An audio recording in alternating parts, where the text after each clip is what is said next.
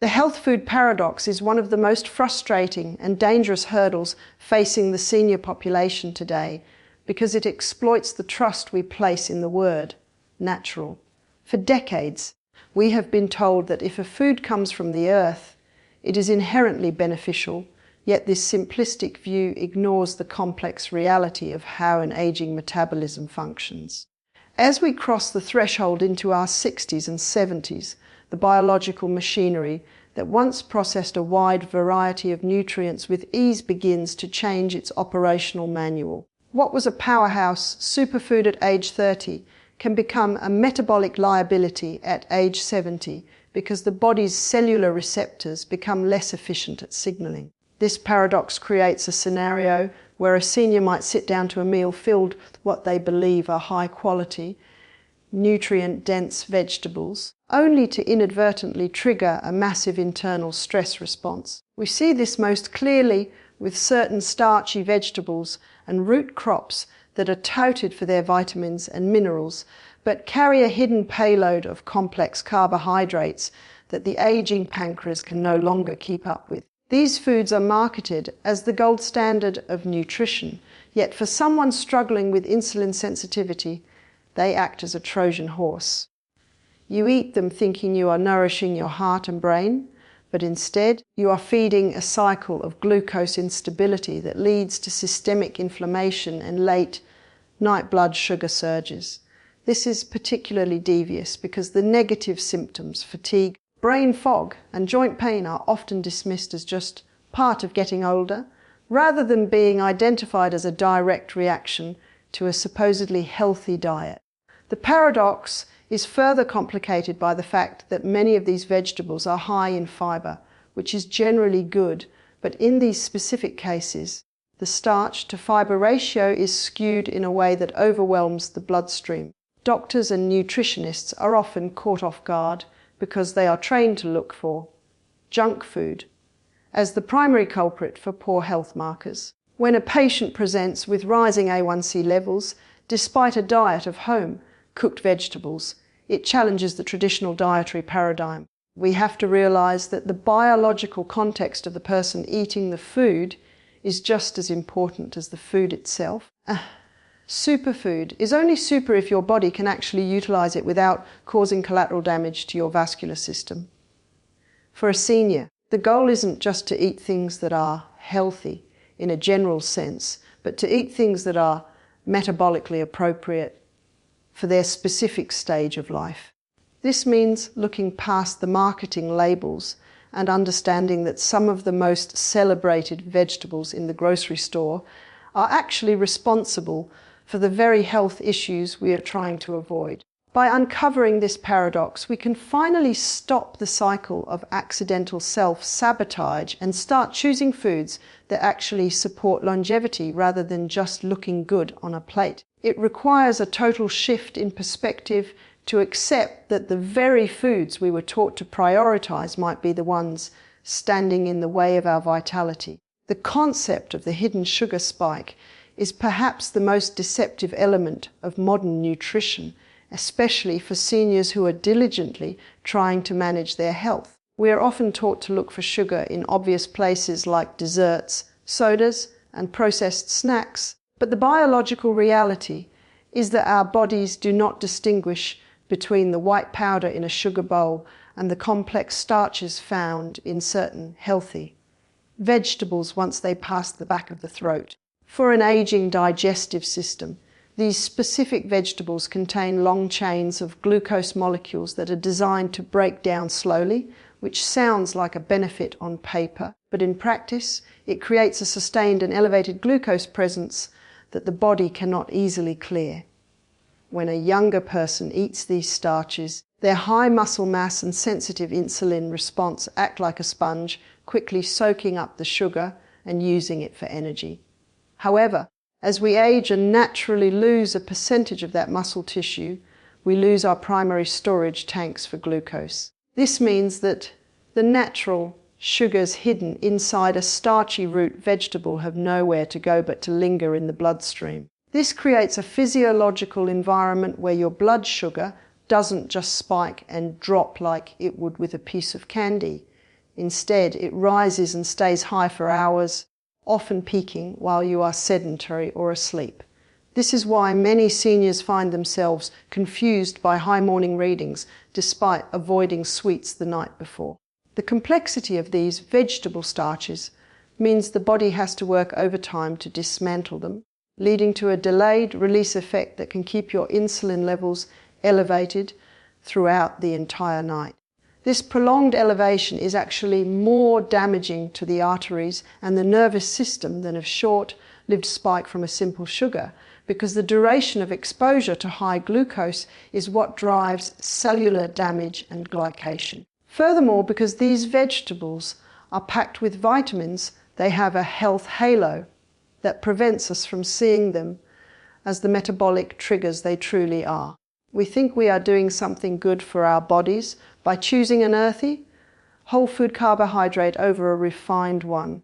But the chemical end result in the blood is nearly identical for someone with a slower metabolism. This hidden spike is a silent contributor to the creeping rise in A1C levels that many people over 60 experience even when they feel they are eating a very clean diet. It forces the pancreas to pump out more and more insulin to deal with the slow burning fire of these starches, eventually leading to insulin resistance, where the cells simply stop responding to the signal altogether. Understanding this mechanism is vital because it changes the way we view our dinner plate. It's not just about avoiding the bad foods, but about recognizing how good foods can hide significant amounts of sugar in a form that our aging bodies simply aren't equipped to handle efficiently anymore.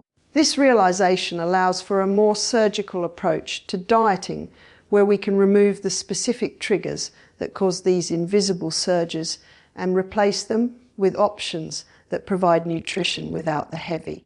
The dawn phenomenon represents one of the most frustrating mysteries for seniors who are trying to take control of their metabolic health, as it creates a situation where your highest blood sugar readings of the day occur exactly when you should be at your most fasted state. This physiological event is characterized by a surge in blood glucose levels that happens between the hours of 4 and 8 in the morning. And while it is partly driven by a natural release of hormones like cortisol and growth hormone intended to wake the body up, it is severely exacerbated by the consumption of specific healthy starches the evening before. When you consume a vegetable that is high in complex, slow-burning carbohydrates for dinner, you aren't just eating a meal, you are setting a biological time bomb that is scheduled to go off while you are deep in sleep. Because these particular vegetables possess a fibrous structure that slows down the initial hit of sugar, the glucose doesn't hit your bloodstream all at once. Instead, it enters in a slow, steady trickle that lasts for 6 to 8 hours. For a senior body, which already has a diminished capacity to manage insulin during the night, this late phase glucose release coincides perfectly with the liver's natural morning process of dumping stored sugar into the blood to prepare you for the day. The result is a double whammy of sugar that sends your monitor into the red zone before you've even had a sip of water. Doctors are often shocked to see these numbers because the patient hasn't eaten anything bad, but they are witnessing the collision of natural circadian rhythms with a delayed release dietary trigger. This morning spike is particularly dangerous because it means your internal organs are sitting in a bath of high glucose blood for several hours every single night, leading to a state of chronic low-grade inflammation that never gets a chance to subside. Many people mistake this morning high for a sign that they need more medication or that their body is failing, when in reality, it is simply a timing issue caused by the specific starches they chose for their final meal of the day. As we age, our nighttime insulin sensitivity drops significantly, making it almost impossible for the body to clean up a late night influx of vegetable-based glucose. By understanding that the dawn phenomenon is fueled by these lingering starches, we can start to see why the healthy vegetable on your dinner plate is actually the primary driver of your morning frustration. It creates a cycle where you wake up feeling exhausted and inflamed, with a body that feels like it has been processing a feast all night long instead of resting. Breaking this cycle requires a radical shift in how we view evening nutrition, moving away from the idea that all vegetables are safe at all hours and recognizing that for the aging metabolism, the timing of starch consumption is just as critical as the starch itself. The metabolic shift that occurs after the age of 60 is a profound biological transformation that fundamentally changes how the body interacts with every calorie consumed. While we often think of aging in terms of external changes like grey hair or wrinkles, the internal adjustments to our endocrine system are far more consequential for our daily health and longevity. One of the most significant changes is the natural decline in basal metabolic rate combined with a reduction in hormonal efficiency. When we are younger, our bodies act like a high-performance engine that can burn through fuel almost as fast as we can provide it. But as the decades pass, that engine becomes more like a vintage car that requires very specific fuel and much more maintenance. For seniors, the most critical part of this shift involves the pancreas and the skeletal muscles. Skeletal muscle is the primary site for glucose disposal in the human body, acting as a massive reservoir that pulls sugar out of the bloodstream to be used for movement and repair. However, due to a process called sarcopenia, which is the age-related loss of muscle mass, that reservoir begins to shrink. This means that even if you are eating the exact same healthy vegetables you ate 20 years ago, your body no longer has the storage capacity to handle the resulting glucose. This creates a situation where the sugar from a starchy vegetable stays in the blood much longer, leading to higher peaks and more sustained levels of insulin. Simultaneously, the beta cells in the pancreas, which are responsible for producing insulin, often become less responsive to rising blood sugar levels. They may produce insulin more slowly or in smaller amounts, leading to a sluggish response that allows glucose to circulate and damage delicate tissues.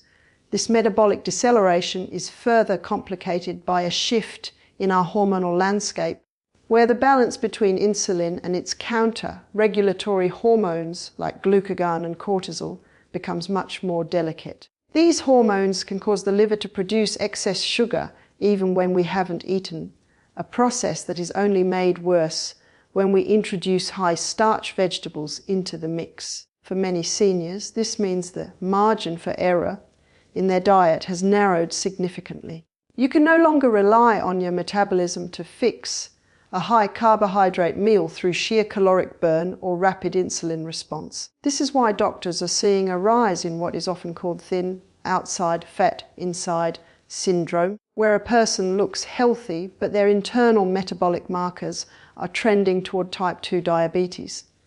Understanding this shift is not about accepting a decline, but about adapting to a new set of rules. Your body is telling you that its requirements have changed and that the high starch fuel of the past is no longer compatible with the metabolic machinery of the present. By acknowledging that the aging body processes carbohydrates with less forgiveness, we can make more informed choices that align with our current biological reality, rather than clinging to dietary habits that worked for a version of ourselves that no longer exists. The mechanism of delayed glucose release is a sophisticated biological process that explains why many seniors feel blindsided by their blood sugar readings hours after a meal they thought was perfectly safe. When we consume certain vegetables, particularly those with a dense, fibrous structure and a high concentration of complex polysaccharides, we aren't just eating a quick source of energy, we are ingesting a slow-release delivery system for sugar. Unlike a simple sugar that dissolves and enters the bloodstream through the small intestine almost immediately, these complex vegetable starches require a multi-stage breakdown process that begins with enzymes in the saliva and continues deep into the digestive tract.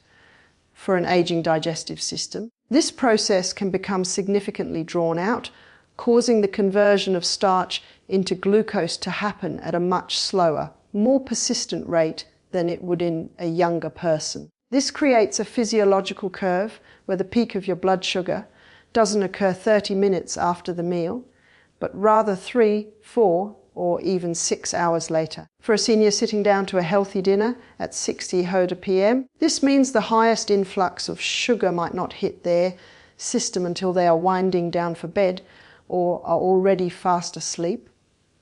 This is particularly problematic because during sleep, our physical activity is at its lowest, meaning there is no muscular demand to pull the incoming glucose out of the blood. The body is essentially forced to deal with a rising tide of sugar at the exact moment its metabolic clearance rate is at its weakest. This delayed release acts as a constant, low-level stressor on the pancreas, requiring it to secrete a steady drip of insulin throughout the night rather than one clean pulse. Over time, this constant demand leads to pancreatic fatigue and a gradual desensitization of the cells, which is the hallmark of insulin resistance. Furthermore, the presence of specific types of resistant starch in these vegetables can lead to a secondary wave of glucose release as the gut microbiome begins to ferment the fibers in the large intestine. While gut health is generally a positive thing, for a senior with a sensitive glycemic profile, this secondary fermentation can trigger the liver to release even more glucose into the system. This explains the ghost spikes that many people see on their continuous glucose monitors long after they have finished eating. It is a slow burn effect that keeps the body in a state of metabolic high alert, preventing the deep restorative rest that is so vital for senior health and longevity. By recognizing that some vegetables act as a long-term fuel source rather than a quick nutrient hit, we can understand why they are so disruptive to a stable blood sugar baseline. This knowledge shifts the focus from just looking at the sugar content on a label to understanding the temporal impact of how a food breaks down over the course of an entire evening and night.